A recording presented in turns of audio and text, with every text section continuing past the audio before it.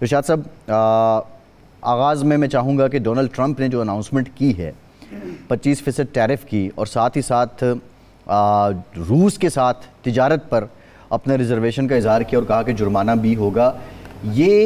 अब ये फ़ैसला हतम ही हो चुका है क्योंकि अभी तिजारती मुआहिदा तो नहीं हुआ, या एक दबाव भारत पे बढ़ाया गया है और भारत के पास अब क्या कार्ड्स हैं कि वो निगोशिएट कर सके अमेरिका के साथ? अब ऐसा गुस्सा जो ट्रंप का भारत पे है वो दो वजूहात से हैं। एक तो ये है कि इस जंग में खुद मोदी ने कल अपनी पार्लियामेंट में ये बात मानी कि मुझे रात को फ़ोन आया अमेरिकन प्रेसिडेंट का या वाइस प्रेसिडेंट का और मैं वो नहीं उठा सका। फिर मैंने जब फ़ोन किया तो उन्हें बताया कि पाकिस्तान एक बड़ा हमला पर करने वाला है और ट्रंप भी वो कह चुके हैं कि एक बड़ा हमला होने वाला था, बड़ी जंग होने वाली थी। तो भारत को शिकस्त से, ज़िल्लत से, पसपाई से, हज़ीमत से बचाया ट्रंप ने, लेकिन बजाय इसके कि ट्रंप के इस एहसान के बदले में कम से कम भारतीय हुकूमत, मोदी शुक्रिया अदा करते, वो ये मानने के लिए तैयार नहीं है कि अमेरिका ने कोई सीज़ फायर कराया है। वो कहते हैं जी वो तो पाकिस्तान की रिक्वेस्ट पर हमने किया है। तो एक तो उसको गुस्सा है कि पाकिस्तान ने तो चलो दुरुस्त फ़ैसला किया, नहीं किया, लेकिन अमेरिका के इस इक़दाम के जवाब में नोबेल प्राइज़ के लिए उसको वो कर दिया, नामज़द कर दिया। जो भी है बहरहाल वो इंसान है, अमेरिकी सदर जो है वो इंसान है। वो समझता तो है कि भाई एक मुल्क जो है जो कि बेहतर पोजीशन में था भारत के मुकाबले में, भारत को नुकसान पहुंचा चुका था, मज़ीद पहुंचा सकता था, उसने तो इस बात को अप्रिशिएट किया कि जंग बंदी हुई है, बड़े नुकसान से दोनों मुल्क बचे हैं, दोनों मुल्कों के अवाम बचे हैं, तो चले जी हम जो इम्पोर्टेंट बात इरशाद साहब कल राहुल गांधी ने की है जी, उसने कहा कि डोनाल्ड ट्रंप ने फील्ड मार्शल आसिम मुनीर को वाइट हाउस में बुलाया और इसलिए बुलाया, डोनाल्ड ट्रंप ने खुद कहा कि मैं इनका जंग आगे ना बढ़ाने पे शुक्रिया अदा करना चाहता था। मतलब पोजीशन बेहतर थी हमारी, ये तो अभी मान रहा नहीं, इंडिया भी मान रहा है। खुद अमेरिका, जब अमेरिकी प्रेसिडेंट बार बार ये बात कर रहा है, या तो इंडिया तरदीद करे। इंडिया ने अभी तक तरदीद तो नहीं की इस बात की, रात कल तो मान गया ना। एक तो उसको ये गुस्सा है। दूसरा ये है कि 1988 तक, 89-90 तक भारत रूस का, सोवियत यूनियन का इत्तेहादी था। डिफेंस पैकेट उसने पैक्ट किया हुआ था उसके साथ, सारा असला। आज तक जो सबसे बड़ा ख़रीदार रूसी असले का है वो गालबन इंडिया है।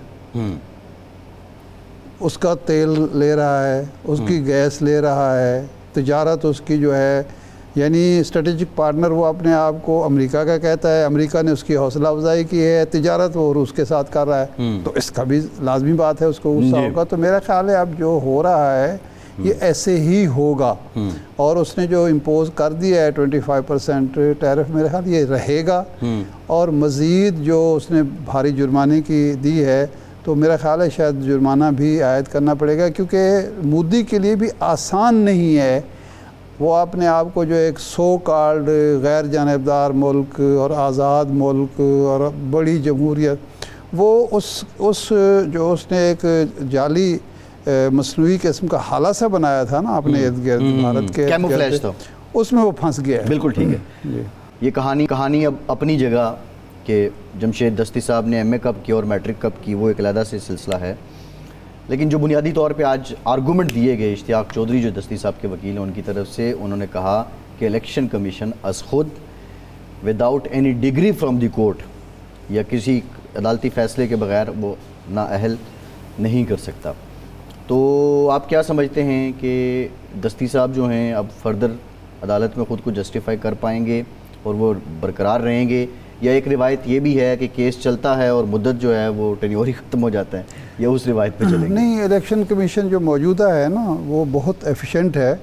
तो इसके दौर में तो ये तवक्को नहीं की जा सकती कि केस चलता रहेगा लंबा। अब तो ये इतने एफिशिएंट हैं कि एक आदमी नाअहल होता है और उसको 30 दिन की एक मोहलत मिलती है अपील के लिए। तो ये इलेक्शन कमीशन इसका इंतज़ार नहीं करता है इस अदालती प्रोसेस की, वो फौरी तौर पर नया शेड्यूल जारी करता है इलेक्शन का, और उसमें भी उसको जितनी जल्दी होती है कि जी वो जो आइन में दिए गए हैं कि जी इतने दिन में कागजात जमा होंगे, इतने दिन में स्क्रूटनी होगी, फिर फाइनल लिस्ट लगेगी, फिर एक अरसा दिया जाएगा, वक्त दिया जाएगा कंपेन के लिए, वो उसकी भी परवाह भी नहीं करता। ये अभी देखें ना, जो लोग डिस्क्वालीफाई हुए हैं, एक दिन डिस्क्वालीफाई हुए हैं, दूसरे दिन शेड्यूल आ गया है, और शेड्यूल भी 20-21 दिन का है। वो पहले जो तय है, अगर 56 दिन मेरे ख्याल कहते हैं 56 दिन होते हैं टोटल, तो वो उसकी ज़रूरत नहीं है। वो कहता है जितनी जल्दी काम निबड़ जाए अच्छा है, हम क्या खामखा इंतज़ार करते रहेंगे जी वो अदालती प्रोसेस चला जाए, अदालत में चले जाएँ, अपील हो जाए, फिर फैसला आ जाए। माजी में ऐसा होता था, यानी जब भी कोई बंदा डिस्क्वालीफाई होता था तो उसको अपील का हक़ भी मिलता था और अदालत के किसी फ़ैसले का इंतज़ार भी किया जाता था। लेकिन अब तो आपको पता है कि इलेक्शन कमीशन जो है वो सुप्रीम कोर्ट के फ़ैसले को भी दरखुरे इतना नहीं समझता। वो समझता है कि उसकी कोई हैसियत नहीं है। वो हमने खुसूस नशस्तों वाला भी देख लिया है, 2 असम्बलियों का जो उमर अताब बंदियाल के दौर में फ़ैसला आया था, उसको भी किसी की परवाह नहीं की। तो इसलिए दस्ती साहब को खुश नहीं होना चाहिए कि वो कोई बड़ा रिलीफ उनको मिल जाएगा या उनको वक्त मिल जाएगा। हाँ, ये बहरहाल कमाल है अपना पंजाब हाई कोर्ट का, लाहौर हाई कोर्ट का, कि उन्होंने बाहर इतना तो किया है कि वो शेड्यूल जो इलेक्शन का वो रुकवा दिया। कि मैं एक वाक़या कंवर दिलशाद साहब सुनाते हैं कि एक आपको पता है एक कोर्ट ने बेनज़ीर भुट्टो साहब को नाअहल करार दे दिया था। वो कोर्ट ना गालिबन वहाँ के किसी केस में, और बड़े मज़ेदार था वो। एक फिर वीडियो सामने आई जिसमें सैफुर्रहमान साहब चीफ जस्टिस साहब से कह रहे थे, गिला कर रहे थे कि आपने इतनी देर क्यों लगा दी, फ़ौरन फ़ैसला आना चाहिए और इतनी सज़ा होनी चाहिए। तो वो चीफ जस्टिस साहब कह रहे हैं कि नहीं जी इतनी तो बनती नहीं है। उसने कहा ये बनती हैं तो अगर ऐसे नहीं करेंगे तो मियाँ साहब बड़े नाराज़ होंगे, आप बस बनती है नहीं बनती, आप इतनी सज़ा तो दें ना कम अज़ कम। ये चीफ जस्टिस साहब कौन से वाले थे? वो बाद में दोनों निकल गए थे, चीफ जस्टिस भी निकल गए थे और जज साहब भी निकल गए थे अदालत से। राशिद अजीज़ साहब थे और जस्टिस कयूम साहब। वो तो ऑडियो भी थी ना, वही उसी की मैं उसी ऑडियो की बात कर रहा हूँ ना। वो बाद में सारा वो ऑडियो सुनी है, वो सैफुर्रहमान साहब वाली खैर। अच्छा, वो ये हुआ, कंवर दिलशाद साहब ये कहते हैं कि उस वक्त चीफ इलेक्शन कमिश्नर थे जनाब जस्टिस अब्दुल कदीर खान, अब्दुल कदीर। तो जब वो उन्होंने बेनज़ीर भुट्टो साहबा ने मोहलत मांगी अपील के लिए 30 दिन की, तो उन्होंने दे दी कि ठीक है जी आप अपील कर लें। तो उस वक्त के जो सदर पाकिस्तान थे उन्होंने उनको कंवर दिलशाद साहब के बकौल उनसे कहा कि जी फ़ोन किया और चीफ इलेक्शन कमिश्नर से कहा कि आपने ये क्या किया है, आपको मोहलत नहीं देनी चाहिए थी, फौरी तौर पर शेड्यूल जारी करना चाहिए था। तो उन्होंने जवाब दिया कि आप जज रहे हैं, आपको ये बात कहते हुए सोचना चाहिए कि क्या एक कानून और आइन के मुताबिक और अदालती रिवायात के मुताबिक किसी शख्स को जो रिलीफ मिलना चाहिए क्या मैं उसको डिनाई करूं?